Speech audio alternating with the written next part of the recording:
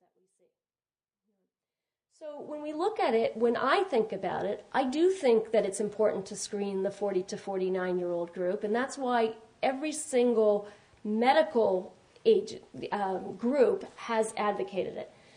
Then there comes the question of overdiagnosis, and this goes back to what we call ductal carcinoma in situ. If you remember back, and I think I have another picture in here, ductal carcinoma in situ is this middle one, where there are cancer cells, but it hasn't grown out, so it can't spread anyplace else in the body. So when you catch something at this age, at this stage, you're not worried about it spreading elsewhere in the body. And so the question is, do all of these ductal carcinoma in situ lesions actually progress on to an invasive cancer, which would be harmful, or could they just sit in your duct and look like that? You can go back. And then, so what we did is, and this comes from some autopsy studies of women who die in their early 70s of other causes. In some of these studies, 20 to 25% of those women might have ductal carcinoma in situ. The problem with those studies, which is important to understand, is that they never did mammogram on those breasts. It's an autopsy. You didn't mammogram. So you don't know if these actually showed as calcifications or not. When we see it on a mammogram, it's showing. So going to the next slide, this also comes from Laszlo Tabar's group. What they did was they did, again, some mathematical modeling, and they said, let's look at a first mammogram, because really on your first mammogram, if you see calcium, that's the most likely time that if that's ductal carcinoma in situ and it's been sitting there for years, it might never change. But when they actually model it, there's 1 in 3 over 3,000 may never progress, but 1 in 175 are going to progress. And the way they did that was they looked at then follow-up mammograms, because when they first started screening, they made the decision that they weren't going to actually biopsy calcium until it changed. And so they do have statistics on it. So it's a 19-fold difference. Then we looked at subsequent mammograms. And it's if you have a change in your mammogram and that turns out to be cancer, there's a 1 in 50,000 chance that that isn't going to progress on to invasive cancer. And this is important because when we counsel women these days, and I see them at the stage sometimes where they've already developed it, they want to know, is this going to go on or could I just leave this there and do nothing? And so there's a very low chance of that and a 1 in 302 chance that this will progress on. So again, it's a huge difference in it. Yes, it's true that there are those that wouldn't, but it's still a high rate of it going on. So in terms of overdiagnosis, I think the feeling is there is obviously going to be a little bit of overdiagnosis, but it comes at very little, it comes at a cost that is very individualized as to what it means to people. So then we look at the cost and the benefits, and this is probably the bottom line.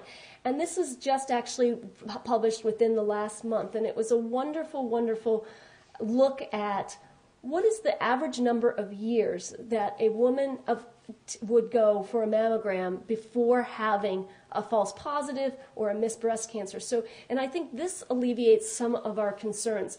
If you look at the age group of 40 to 49, so if you went every year from 40 to 49, there will be probably a false positive.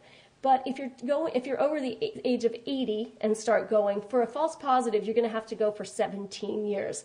Perhaps what's more interesting is your chances of getting a false positive. So this is any individual woman, false positive biopsy in a given woman. You have to go for 149 years before you got a false positive for the most part. And this isn't taking groups. Obviously, any given woman can be different.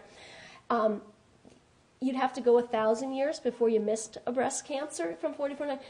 But I like the fatal radiation-induced breast cancer because I think that is a concern for people. How much radiation are we getting? There's been a lot in the news lately about CAT scans and people getting over-radiated, even when they're getting therapeutic radiation.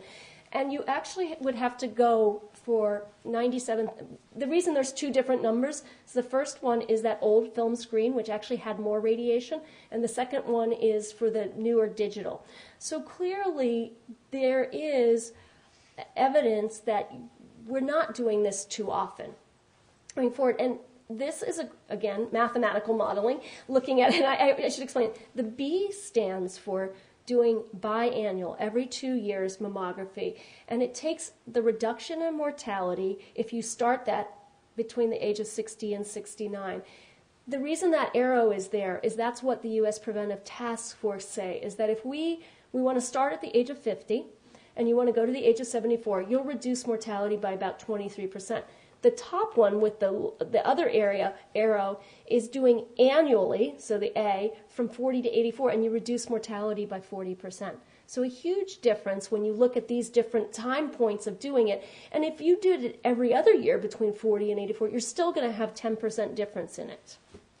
So when they looked at the summary of this data, basically they said it's going to decrease mortality by 40% as opposed to that 23%. 5 more lives for every 1,000 women screened could be saved. And I think the bottom number is really what is an incredible number. Almost 100,000 women would be saved if screening was annual as opposed to every other year. And I think that's the important take-home message, is that we need to do good screening. We do need to continue to improve upon our methods, but we can still already save lives. So with that, I want to turn to something that I'm sure a lot of you hear about, read about, are interested in, and that's screening ultrasound. And there are a lot fewer trials of this, and that's mainly because, as I was saying, it's harder to do research these days because with new technology, it is out there and people are willing to use it, and so it's important to try to look at it in different ways. Tom Kolb is a radiologist in the city who's great and really has done a lot of pioneering work on ultrasound. And he looked at 5,000 women who had what is considered these dense breasts, as you see at the top. So as you can imagine, there's a little cancer in there. It's very hard to see. He found 31 cancers in that group of women, and so it was about a 0.3% cancer detection rate. And again, when you look at doing 1,000 tests and only finding 3, that's the reason that insurance companies and people argue that maybe we shouldn't be doing it. But the question is, can you reliably do that over and over again? So the ACRN, which is one of the American College of Radiation study group, wanted to look at it. And so they decided to look over a group of many centers.